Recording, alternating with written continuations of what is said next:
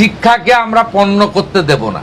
শিক্ষাকে সাংবিধানিক অধিকার, মৌলিক অধিকারের মধ্যে দিয়েছেন এবং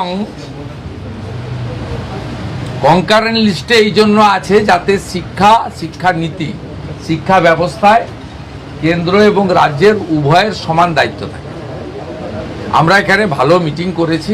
ধর্মেন্দ্র প্রধানজির আসার কথা ছিল, সুকান্ত মজুমদার, ডক্টর সুকান্ত মজুমদারের থাকার কথা ছিল, ডক্টর সুকান্ত মজুমদার ছিলেন।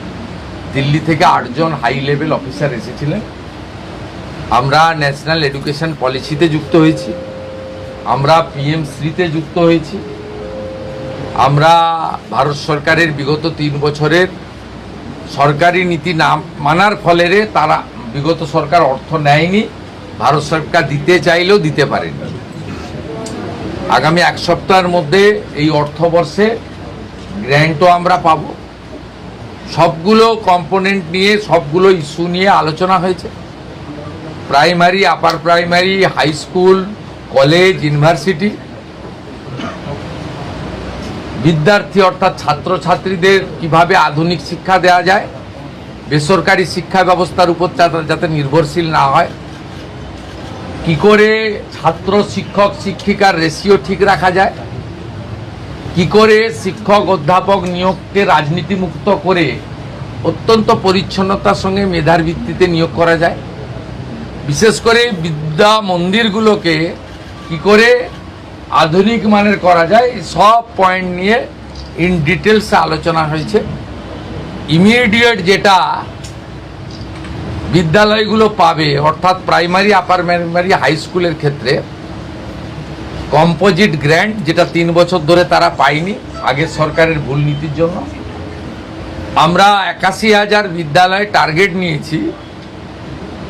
সব জায়গায় গ্যাসে মিড ডে মিল রান্না হবে, সব জায়গায় পর্যায়ক্রমে সোলার প্যানেল হবে, সব জায়গায় অত্যন্ত পরিচ্ছন্ন শৌচালয় থাকবে, সব জায়গায় আর্সেনিক মুক্ত পরিশ্রুত পানীয় জল থাকবে, সব বাচ্চারা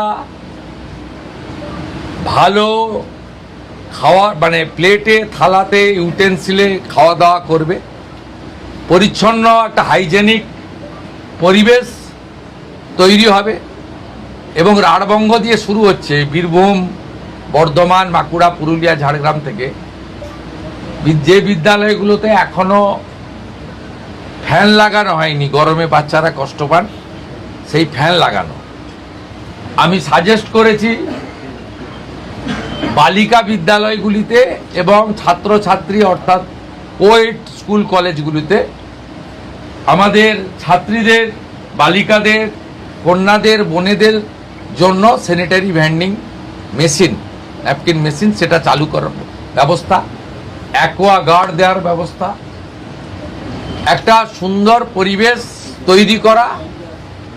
এবং আমাদের সরকার সিদ্ধান্ত নিয়েছে বেসরকারি শিক্ষা প্রতিষ্ঠান, বেসরকারি ইউনিভার্সিটি, আমরা যতগুলো NOC দিয়েছি তারা ফাংশন করছে, আগে ইন্সপেকশন হবে, ইন্সপেকশন করার পরে তারা যদি যথাযথভাবে চলে এবং তাদের ফিস যদি নিয়ন্ত্রিত থাকে, সেক্ষেত্রেই তাদেরকে আগামী দিনে ছাড়পত্র বা অনুমোদন দেওয়া হবে। শিক্ষাকে আমরা পণ্য করতে দেব না।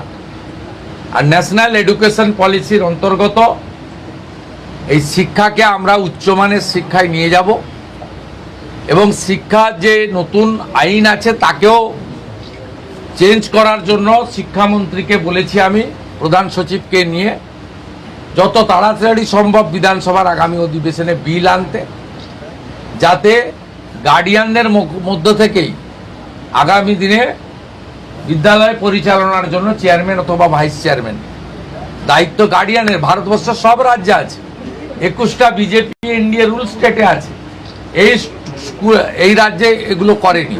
1 আগস্ট থেকে প্রাথমিক স্তরে 6 টাকা 78-এর বদলে 10 টাকা মিড ডে মিল হচ্ছে এবং 1 আগস্ট থেকেই কলকাতা সহ বড় একটি অংশে ইসকন মিড ডে মিল বিতরণের দায়িত্ব নিচ্ছে। তারা কিছু ভর্তুকিও দিচ্ছে, খুব হাই কোয়ালিটির খাবার দেবে।